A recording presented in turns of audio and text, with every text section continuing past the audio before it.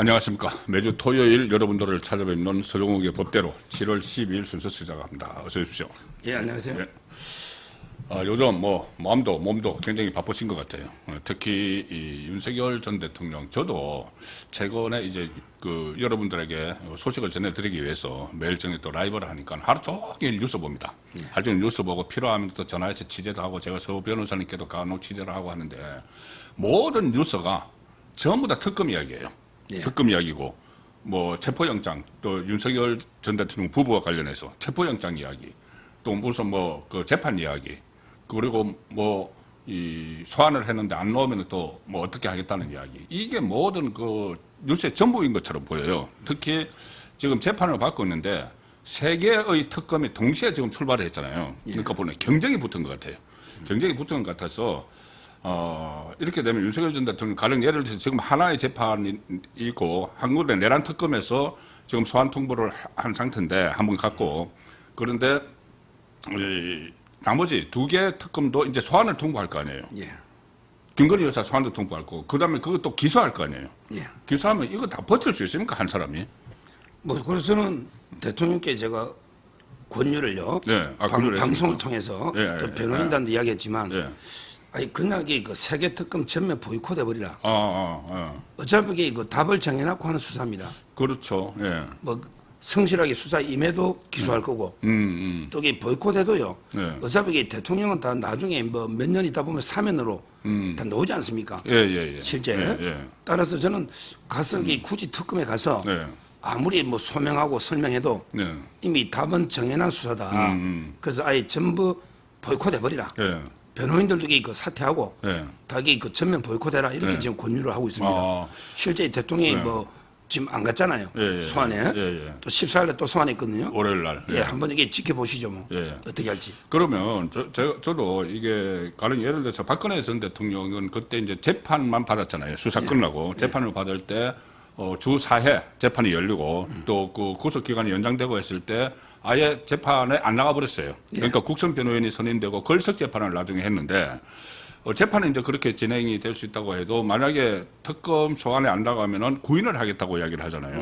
구인하면 어떻게 되는 건가요? 그 구치소로 수사관들을 보내서 강제로 끌고 가겠다는 이야기인가요?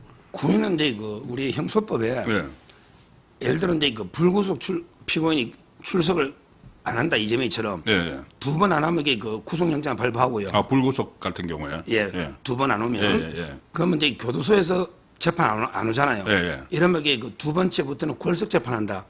이렇게 돼 있습니다. 재판은 강제로 끌고 갈 수가 없는 게 왜 그러냐면 일단 특검은 들어갈 수가 없어요.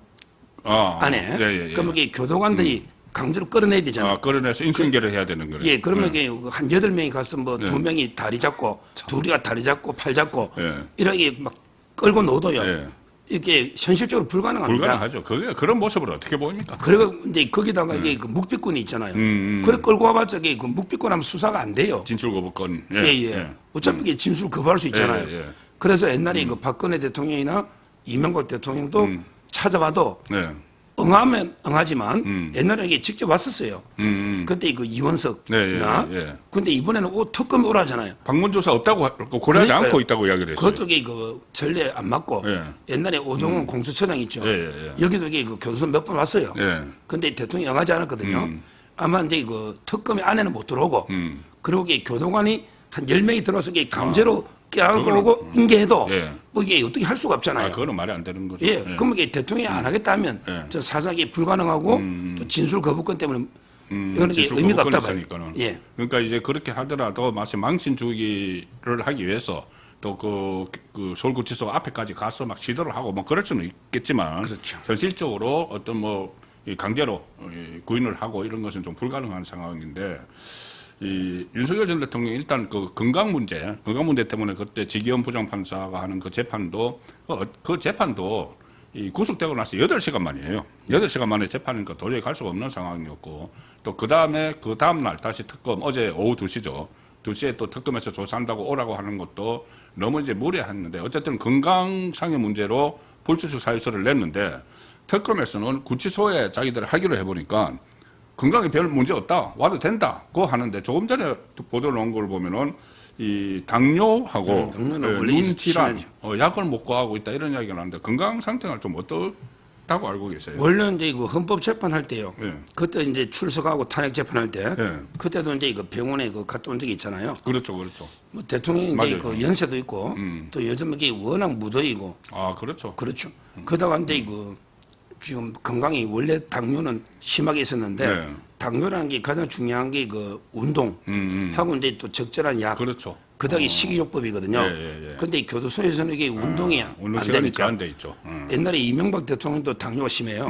그래서 마지막에는 이게 그 손가락이 반응이 없어 바늘로 찔러도 손가락을 못 움직일 예, 정도로 예, 예. 이명박 대통령도 고생했고 예.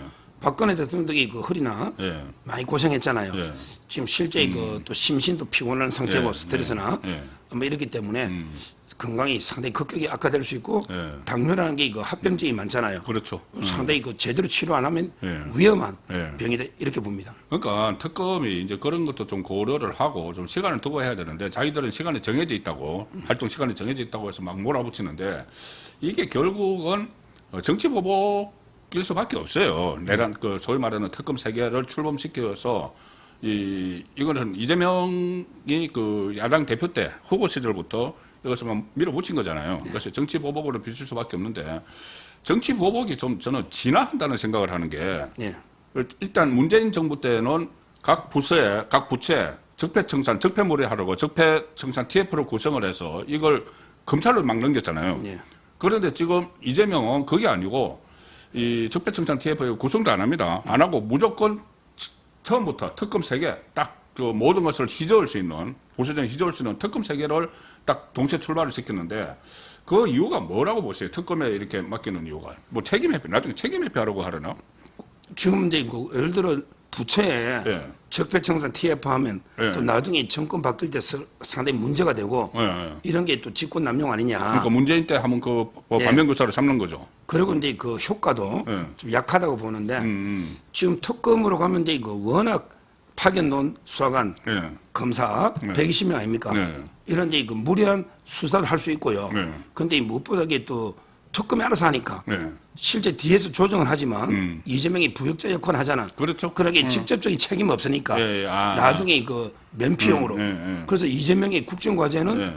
이런 게 그 내란 청산이 없어요. 여기도 뺀다고 하잖아요. 지금 이게 문재인 처음에 때는- 선거 때는 계속 내란 정신. 그렇죠, 그렇죠. 그렇게 문재인 때는 국정과제 1호가 아예 적폐청산이었어요. 예. 근데 이번에는 그걸 뺀다고 하니까. 자기는 이게 그 겉으로는 전부 이게 그 통합, 예. 협치, 뭐 국민 이런 식으로 이게 좋은 이야기면 다 해놨고 예, 예. 뒤에는 동시에 특검이 세 개 한 적이 없거든요. 그럼요. 지금 저도 이제 처음입니다, 이거. 엄청난 지금 솔직히 보면 국민의힘 의원들도 네. 한 40~50명이 그 수사권에 들어가 있고요. 네, 뭐 그 앞에 그 45명 한남동 간저 같은 예. 사람 전부 다 수사를 한다고 뭐 이야기가 나오지 않습니까? 거기다가 이제 그 장차관들 네, 네. 뭐 무더기로 이게 그 지금 피해자 입건돼 있고 네. 그리고 이제 그 일반인들까지 뭐 유튜브나 네, 네. 일반인들까지 그 지금 수사 대상이 되니까 네. 아마 근데 그 문재인 때 적폐청산보다 수십 배 더 이게 잔인하게 될 거고 옛날에 이재명이가 정치보복은 네. 공공연하게 떠드는 게 아니고 네. 소리 맞아요. 소문 없이 네. 조용히 하면서 이게 또 네. 권력은 잔인하게 써야 된다. 네. 그대로 지금 하고 있는 거예요. 예, 예. 그러니까 이게 이제 특검을 맡기면서 그 일종의 그 반문 교사 삼는다 뭐 이런 이야기가 있던데 문재인 때 비해서 제가 이것을 어디서 딱 느꼈느냐 하면은 그때 이진숙 방통위원장이 국무회의에서 이 세계 특검에 대해서 심의 의결을 하는 날 국무회의에서 그날 이거 정치법으로 비춰질 수가 있다고 했을 때 이재명이 한 대답이 그거예요. 나도 특검 하는 게 맞지 않다고 생각한다. 정권을 잡았으니까는 기존에 있는 기관들로 하여금 합동수사본부나 특별수사본부를 만들어서 하는 게 옳다고 생각을 하는데 민주당이 특검을 저렇게 하니까 내가 어떻게 하겠느냐. 상권 분립이 돼 있는데 어떻게 하겠느냐. 이런 말을 했거든요. 말도 안 되는 거 그러니까 책임 앞에가 안 맞나? 전가죠. 그러니까 완전 이제 책임 전가를 하기 위해서 이제 그런 말을 했기 때문에 이게 앞으로 계속 진행이 될 텐데. 그래서 오늘 제가 사실 서종의 법대에서 지금 한 달하고 한 열흘 정도 지났죠. 이재명 집권 취임한 지. 그래서 크게 강란의 정치 보복이 이루어지고 있다. 그 다음에 또 무법천지가 되고 있다. 또 하나가 입법권을 너무 폭주를 하고 있다. 우파 개멸시키려 하고 있다. 이재명이 트럼프 리스크가 있다. 이것을 이제 한번 정리를 해보려고 지금 좀 말씀을 드리고 있는 겁니다. 일부, 일부와 합해서. 그렇지 지금 강남의 정치보복 부분을 지금 말씀을 드렸고 일단 그 한 달 남짓했는데 거의 무법천지가 되고 있다.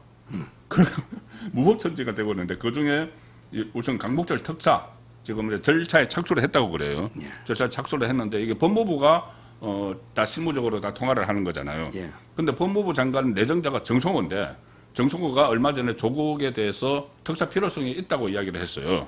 일단 가장 그 조국 특사 이번에 포함될 것 같습니까?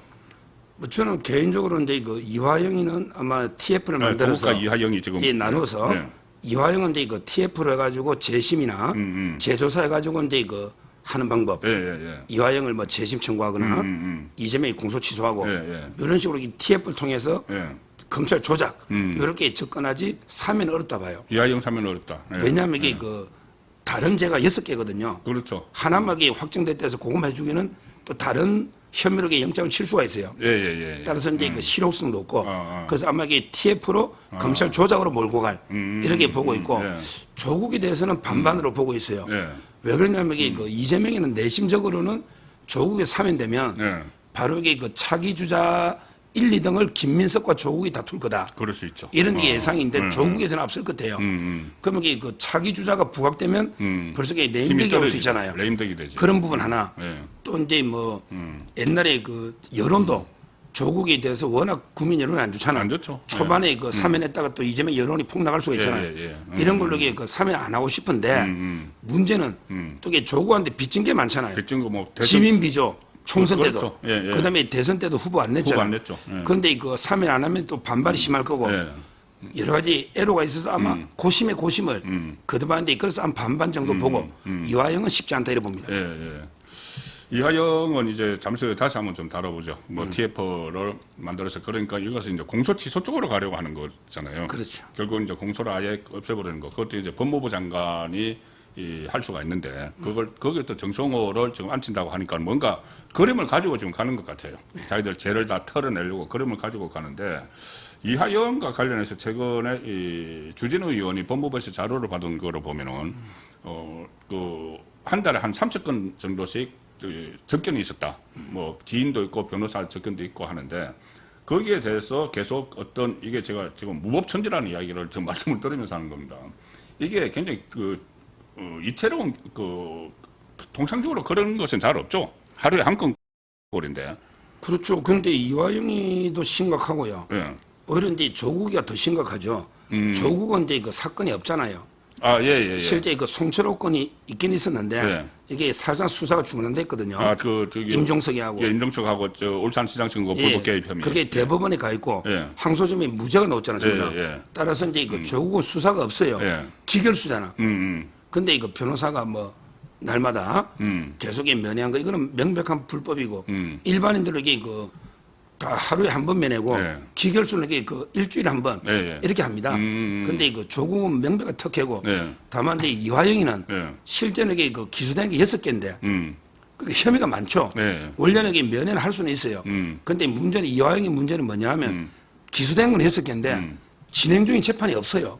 없죠. 하나는 확정 판결됐고 하나는 이제 중단 사실상 22일 날 그 공판 준비 기일이 됐는데 아직 그건 어떻게 될지 모르죠. 그러니까 옛날에 김영태 변호사가 가가지고 녹음까지 해버렸잖아요. 이거 명백한 불법이거든요. 아마 근데 제가 보기엔 면회를 많이 가는 게 결국은 이제 이화영이 좀 달래고 입막음 이화영이가 폭로하려고 자꾸 힘드니까 회유도 하고 참아라. 우리가 TF 구성했다. 그렇죠. TF 구성해서 나중에 공소 취소를 시키겠다. 만약에 우리가 지금 그 특사를 하기는 어렵다. 진행 중 재판이 있어서 나중에 우리가 다 생각하고 있으니까 참아라. 이런 이제 메시지가 막 들어가는 것 같아요. 그러니까 회유하고 이제 입을 좀 막아서 이화영이 입을 열막이 난리 나니까 그래서 이게 계속 접견을 가는 게 아닌가 이래 봅니다. 그렇죠. 그리고 또 무법천지 중에 하나가 정진상 이야기인데 정진상이 지금 구속됐다가 보석으로 나와 있잖아요. 그럼 보석으로 나오면 몇 가지 이제 어떤 조건이 붙잖아요. 그런데 그거를 최근에 뭐 5번이나 어겼다. 그러면 보석을 취소하고 다시 집어넣어야 되는 거 아닌가요? 그러니까 이제 5번 어긴 게 적발된 것만 실제는 뭐 수백 번 어겼다 봐야죠. 그렇죠. 음주운전한다 이게 다 적발됩니까? 그러니까 이제 그 조건 중에 12시 전에 귀가해라. 사건 관계자하고 연락하지 마라. 예. 또는 그 외박할 때 허가받으라. 예, 예. 이런 게 있는데요.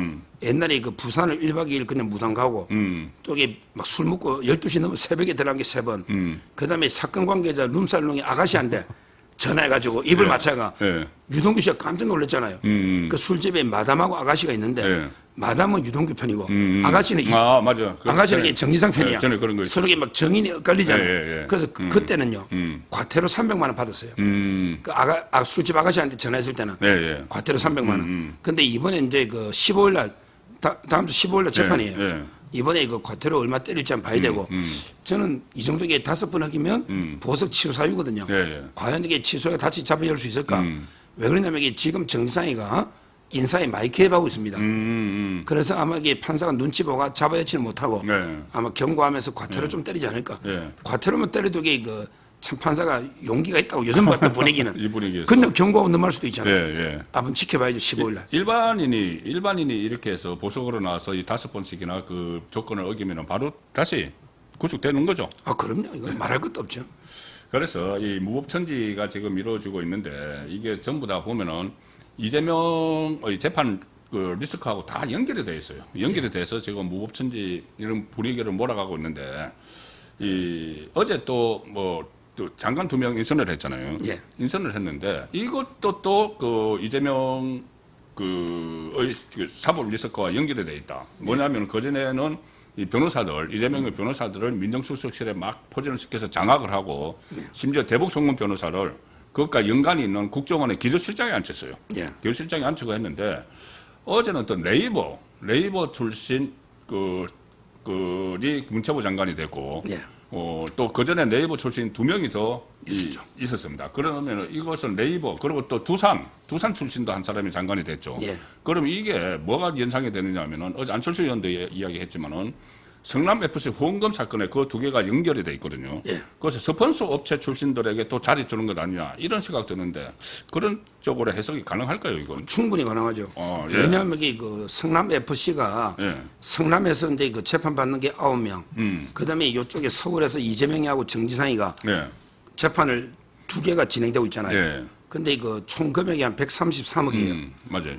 근데 그 네이버가 50억입니다. 아, 1억은 이게 떼먹고 예, 예. 누가 예. 성남 예. 그다음에 그 두산도 그 정도 돼요. 예, 예. 그다음에 그 차병원 이렇게 맞아요. 업체가 있잖아요. 예, 예.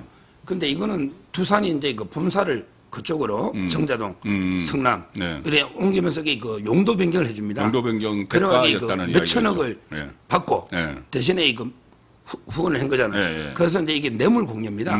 혐의가 지금 제3자 뇌물이에요. 예, 예. 그다음에 네이버는 이제 제2사옥하고 예. 진입로 있죠. 예, 예. 이런 거 이게 민원 대가로 이게 50억을 편법으로 예. 그것도 이게 지원해 준 거예요. 실제. 예. 그러면 이게 뇌물 공여자잖아요. 예. 근데 그 문제는 FC만 한 100억 가까이 준 게 아니고요. 실제 거기에 여러 저는 정지상이나 예. 성남시 공무원 여러 개 유착이 돼 있다. 이렇게 보는 게 맞죠. 예, 예. 기존에 유착이 되니까 그렇죠. FC에 또 이게 내는 거 아닙니까? 예, 예. 그렇다면 이게 그 평소에 뇌물을 공유한 업체인데 네이버는 지금 이게 3명이죠. 예. 뭐냐면 이제 그 어제 그 최희영 예. 최희영 문체부 장관이고 예. 그다음에 하정우가 하정우. 예, 이거는 이게 AI AI 수석. 민정 AI 그 수석이잖아요. AI 수석. 미래 예, 예. 미래 수석. 미래 수석. 그다음에 그 또 여성 그 재산이 많았던 중소벤처기업부 장관. 예. 그거는 이제 이거 한성숙이죠. 한성숙. 예, 그 3명이나 그러니까 네이버와 관련된 네이버 대표급 사장급 지낸 3명이 지금 이 정부의 장관이 2사람이 지명이 됐고 그러니까. 수석 한 사람이 임명이 됐기 때문에 그전에 이제 이런 그 사례가 없었죠, 특정 기업에. 그런데 문제는 한성숙은요. 예. 음란물을 유포해서 이게 1,000만 원 전과자입니다. 아, 예, 예. 그렇죠. 음란물 유포. 예, 예. 이런 사람도 이게 장관식이고 예. 한 회사에서 3명 예. 네이버가 이제 그 분당 옮기면서 엄청나게 유착이 됐다 이거죠. 그렇죠. 이렇게 저는 보고 있고. 두산도 그다음에 두산은 그 김정관이죠. 김정관 두산 에너빌리티. 예, 예. 두산 옛날 중공업. 예, 예.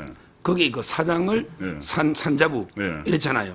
그러니까 이것도 이게 뇌물 공여 기업이잖아. 예. 예. 상당히 그 심각한 저는 정경 범죄 유착이라고 봅니다. 예.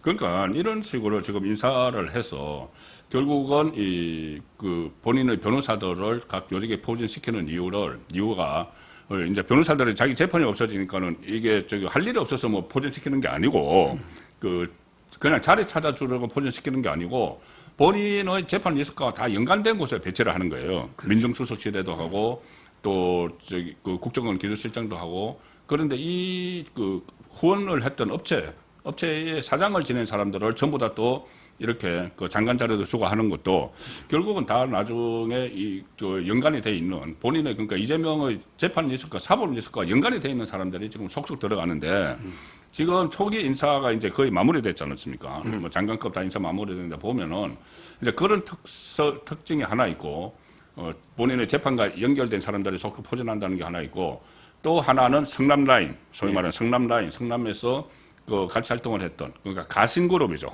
가신그룹을 핵심 조직에 집어넣고 거기서 인사를 다 주무르게 하기도 하고 하는데 요즘 지금 화제가 되는 사진이 한 장 있죠. 강선우 여가부 장관 후보자 이 장관으로 발탁이 됐는데 지금 제가 어제 라이브 시간에 그 짤을 보여드리는데 그때 이재명이 단식을 할 때 이렇게 이부자리를 이렇게 살펴주는 그런 그 장면이 보였고 또 그 전에 누구죠 송미령 또 장관 유임시킬 때도 송미령이 일종의 뭐 충성맹세를 뭐 국무회에서 하는 그런 모습이 있었는데 이 장면은 어떻게 보세요? 그러니까 이 본인에게 어떤 좀 아부를 하는 충성을 하는 이런 사람들이 장관에 또 앉히는 그 패턴도 있어요. 그럼요. 지금 장관이 인사가 저는 개판인 게 일단 이게 절반 가까이가 국회의원입니다. 아 그렇죠. 이게 의원 내각제도 아니고 민주당 절반. 그다음에 여성이 25%인데요.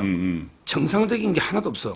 보세요. 강선우는 저하고 TV조선 방송 계속했던 완전히 이부자리 펴주고 근데 이 갑질한다고 원래 소문이 워낙 많아요. 보좌관이 5년간 50번 가까이 바뀌었잖아. 맞아요. 실제 강선우에 대해서는 이게 문제 그리고 쌍방울 그룹에서 로비로 2천만 원 쪼개기 받은 거 다 알고 있어요. 실제 그 한 10명 정도 되거든요. 쌍방울 그룹이 그중에 강선우예요. 그러니까 절대 안 되는 게 그 이재명이 이부자리 때문에 박찬대가 코파주가 된 것처럼 여기 하나 있고 또 근데 두 번째 여성 장관 아까 송미령은 뭐 말할 것도 없고 그다음에 그 정은경 남편이 뭐 코로나 주식부터 그러니까 이해충돌이라게 또 농민 받은 거 있잖아요. 이것도 그 상당히 문제가 지금 되고 있고요. 지금 정상적으로 된 여성 장관이 뭐 제가 보기에 안 보입니다. 특히 여성이 우대했다고는 했지만 25%밖에 안 되는데 그 25%도 지금 뭐 어떻게 보면은 부적격자들을 거기에 결정타도 하나 있잖아요. 바로 이게 이름 동명이인입니다. 이진수. 오타까지 표절해 버렸잖아요. 그렇죠. 오타까지. 이진수 뭐 지금 이게 교부총리 하겠다는 사람. 제가 생각나는 게 여성 4명 보여요. 또 있나요? 25%라고 하더라고. 그런데 정상적인 적임도 없잖아요. 이진숙이 너무 표절. 그다음에 강선우, 송미령, 그다음에 정은경. 여성 와, 진짜 더 심하고요. 그렇네. 그다음에 장관 중에 제가 아까 민주당이 50%였잖아. 오늘 제가 깜짝 놀란 게 그 안규백인데요. 안규백, 그 방위병 출신 국방부 장관 후보자. 51억 현금이 있잖아. 근데 방위병을요, 22개월 했더라고. 그러니까 그때 복무규정보다 4개월 더 했어요. 근데 병적 자료표를 어제까지 아직 안 냈어. 안 내고 있죠. 제가 보기에 이거 징계 영창 아니고 왜 4개월 더 했을까? 설명을 안 하잖아. 청문회 때 소명하겠대. 그거 간단한 걸 그럼 미리 설명해야지. 청문회 때 하겠대. 이거 제가 보기에 아마 심각해질 것 같아요.